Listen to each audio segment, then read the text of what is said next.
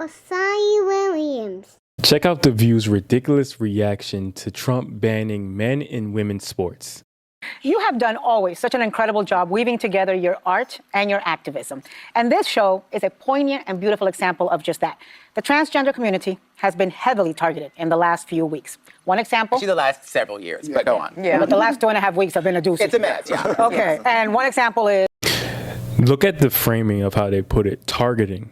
I mean, what is targeting? In the past 4 years, women's spaces have been targeted by men pretending to be women. They're the ones who have been targeted. Women's sports have been targeted. Women's restrooms have been targeted. I mean, there is a degrading of women's spaces in every part of our society by this tiny group of men who are pretending to be women.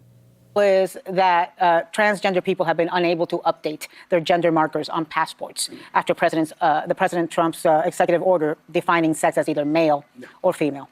So how do you...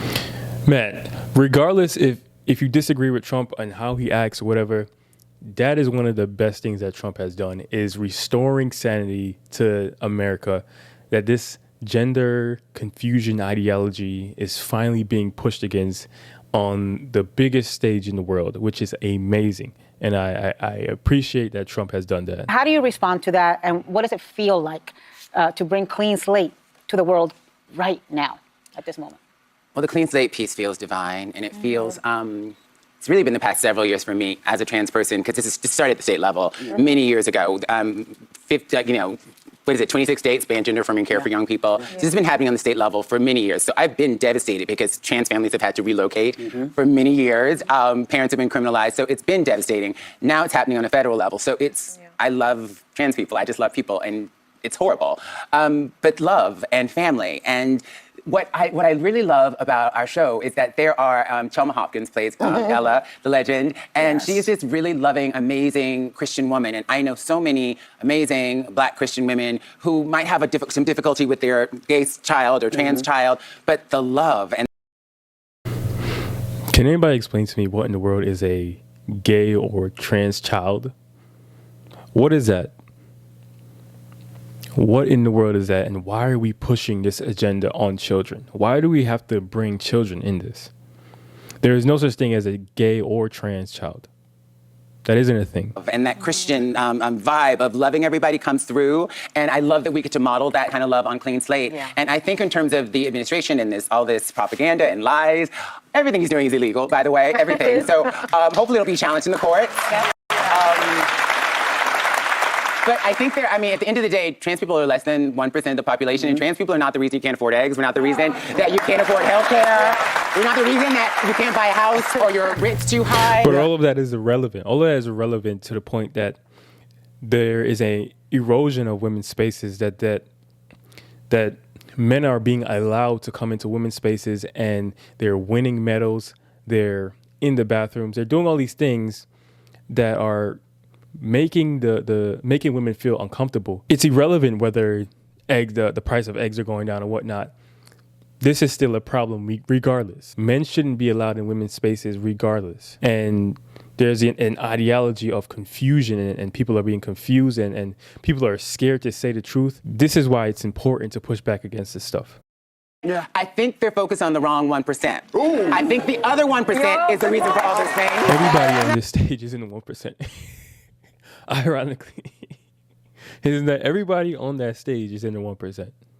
Anywhere. I have a TV show on Prime Video, honey. I can't go anywhere. No, and we don't want you to go anywhere. I mean, we love your activism, but I'm going to take it in a different direction. Yeah. But it's insane that a stage full of women would authorize and condone it. That a stage full of women is okay with the erosion of women's spaces, which is mind-boggling. There's been a lot of controversy and a lot of meltdowns within this community. Check out some of these unhinged reactions.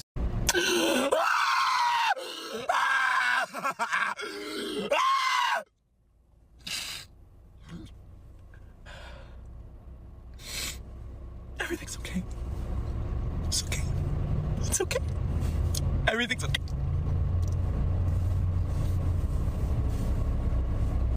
Everything. everything's okay, everything's okay. Even though Trump has always been popular with and supportive of the LGB movement, his theme song is the Village People's gay anthem YMCA. After all, many still cannot cope. Surrounded by MAGA, including my in-laws. And I'm like, what?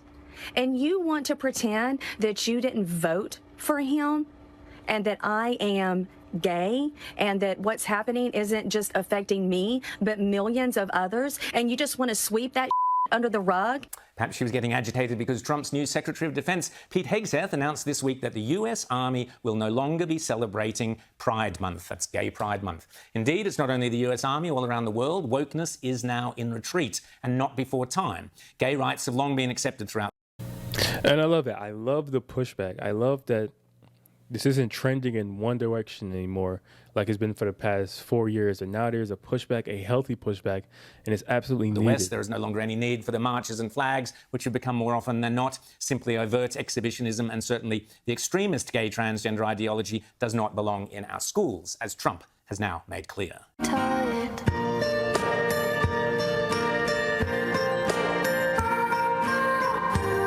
Oh dear, down comes the flag off the school wall. Incidentally, somebody might want to tell Woolworths here in Australia that we have had enough of this sort of overt LGBT nonsense here. Absolutely. Absolutely. I 100% agree. Let me know what you think down below. Do the View hosts have a point to be upset at these bans? Or are they fear-mongering, and are they just ideologically captured by insane woke ideology? Let me know what you think down below. Until next time, God bless.